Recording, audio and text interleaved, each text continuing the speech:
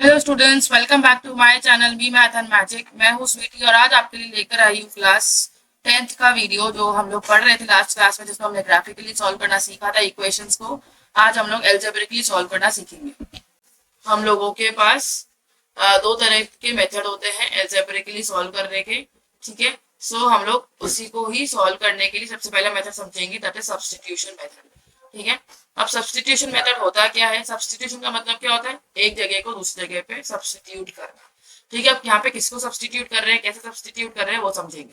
ठीक है, सो यहाँ पे पहली इक्वेशन में बोला है कि x प्लस वाई इक्वल 14 और x माइनस वाई इक्वल 4। ठीक है, दो इक्वेशंस दी है, दो वेरिएबल्स है। ठीक है, तो हम इसको सॉल्व कैसे करेंगे? हमने पहली इक्वेशन को नाम दे दिया फर्स्ट और दूसरी इक्वेशन को नाम दे दिया सेकेंड। ठीक है, तो फर्स्ट इक्वेशन में हम लोग क्या करेंगे? फर्स्ट इक्वेशन में लिखा है हमारे पास x प्लस वाई इक्वल 14। सो हम क्या करेंगे, इसमें से x या y किसी की एक की इक्वेशन बनाएंगे, मतलब उसको एक साइड पे रखेंगे और बाकी जितनी भी चीजें उसको दूसरी साइड पे ले जाएंगे। मतलब y एक साइड, x के साथ y है अभी, तो y को ले जाएंगे दूसरी साइड पे, तो ये बन जाएगा 14 माइनस वाई। ठीक है, तो इसको हम मान करेंगे अब थर्ड इक्वेशन। तो यहाँ से हमें क्या मिल गया? इक्वेशन वैल्यू फॉर x मिल गई। क्या मिल गई? 14 माइनस वाई। सो हम यही करेंगे, पुट द वैल्यू ऑफ या substitute the value of x from equation third in equation second. Second में डालेंगे, फर्स्ट में नहीं डालेंगे क्योंकि फर्स्ट तो हमने बनाई है, तो हम फर्स्ट में नहीं डालेंगे। ठीक है, सो क्या बन जाएगा? x माइनस वाई इक्वल्स 4 है। ठीक है, सो x की जगह हम लिख देंगे 14 माइनस वाई इक्वल 4। ठीक है, 14 माइनस 2y इक्वल 4, क्योंकि y के आगे कुछ नहीं, मतलब वहां पे क्या है? 1 है, तो 14 माइनस 2y इक्वल 4। ठीक है, उसके आगे सॉल्व करेंगे। 14 minus 2y equal 4, so 14 will be 14 minus 4 equals 2y. So it will become 10 is equals 2y and then हमारे पास मिल जाएगा 5 equal y. So यहाँ से हम लोगों ने क्या ट्राई करने की कोशिश की सब्स्टिट्यूशन से, कि हम टू वेरिएबल की इक्वेशन को वन वेरिएबल की इक्वेशन में कन्वर्ट कर, और उसके लिए हमने क्या किया? x को हम लोगों ने y के टर्म्स में लिखा और फिर उसका जो आंसर आया, उसकी जो वैल्यू आई वो हम लोगों ने दूसरी इक्वेशन में पुट कर दी, जिससे हमारे पास जो पूरी इक्वेशन थी वो वन वेरिएबल में कन्वर्ट हो गई। अब हमारे पास जो y की वैल्यू आई है वो इस थर्ड इक्वेशन में रखेंगे, x equals to 14 minus y। ठीक है, so x is equals to 14 minus 5। सो हमारे पास x की वैल्यू आ गई 9। दोनों वैल्यूज आ गई, y और x। इससे हमारा आंसर सॉल्व हो गया। समझ में आया आपको इस इक्वेशन में हम लोगों ने क्या किया है? Good, now we will go to the next question. आते हैं नेक्स्ट क्वेश्चन पे। नेक्स्ट क्वेश्चन में हम सेम मेथड से ही सॉल्व करने की कोशिश करेंगे नेक्स्ट क्वेश्चन को। नेक्स्ट क्वेश्चन गिवन है s minus T equal 3 and s upon 3 plus t upon 2 equal 6। सो मैंने आपको समझाया था कि आपको एक इक्वेशन ये लेनी है और दूसरी इक्वेशन इसको मार्क करना है सेकेंड। फर्स्ट इक्वेशन ट्राई करो तो सिंपल वाली है, उसमें से आप कोई वैल्यू निकाल लो। So s is equal to 3 plus t भी लिख सकते हो, या फिर t is equal to s minus 3 भी लिख सकते हो, एज योर विश। तो अभी s को लेकर चल रही हूँ। ठीक है, तो हम क्या करेंगे? Put this value of s या substitute this value of s in equation 2।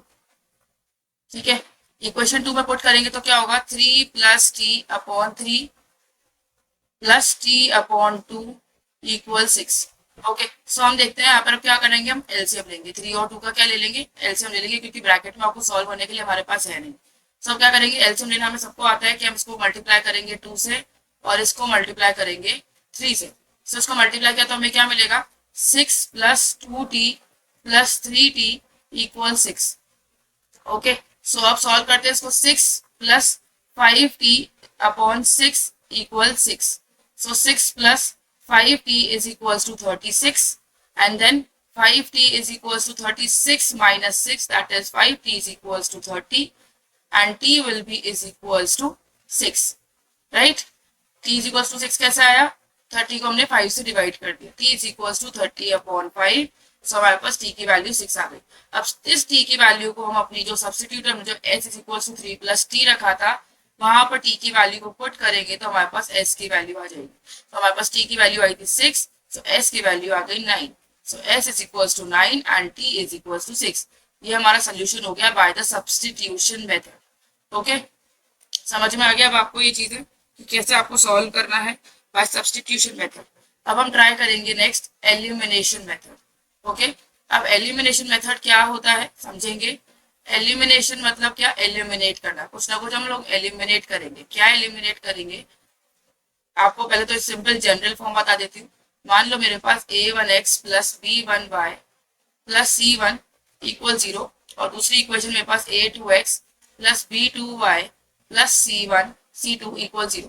सो मैं क्या करूंगी, मैं या तो y के एलिमेंट्स को एलिमिनेट करूंगी या फिर x के एलिमेंट्स को। उसके लिए मुझे क्या करना है, फर्स्ट इक्वेशन में अगर मैं x को वाले को एलिमिनेट करना चाह रही हूँ तो x के कोएफिशिएंट को मल्टीप्लाई करना है, सेकेंड इक्वेशन के कोएफिशिएंट को फर्स्ट इक्वेशन के कोएफिशिएंट में मल्टीप्लाई करना है, लाइक दिस।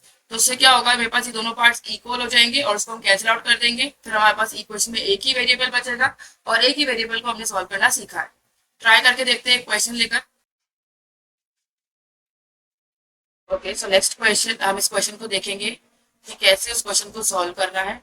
ठीक है, तो उसमें हमें क्या बोला है कि x प्लस वाई इक्वल 5 और 2x माइनस 3y इक्वल 4। अब चाहो तो हम x के कोएफिशिएंट्स को मल्टीप्लाई करें या फिर y के कोएफिशिएंट्स को मल्टीप्लाई करें, it's all upon our wish.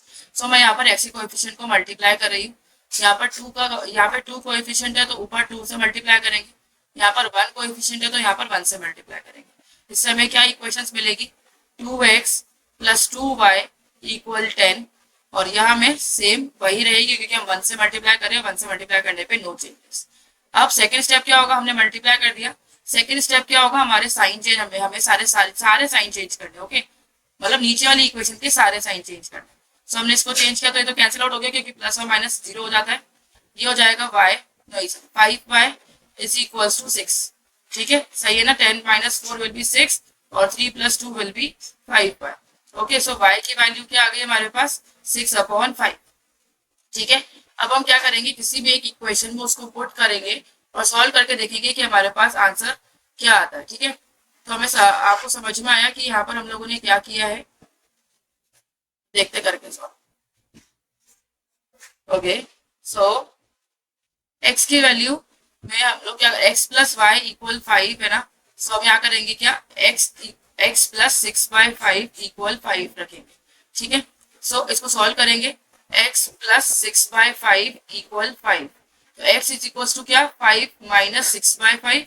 सो हमें x की वैल्यू क्या मिल जाएगी, सॉल्व करेंगे इसको बाय एलसीएम, सो मिल जाएगा 25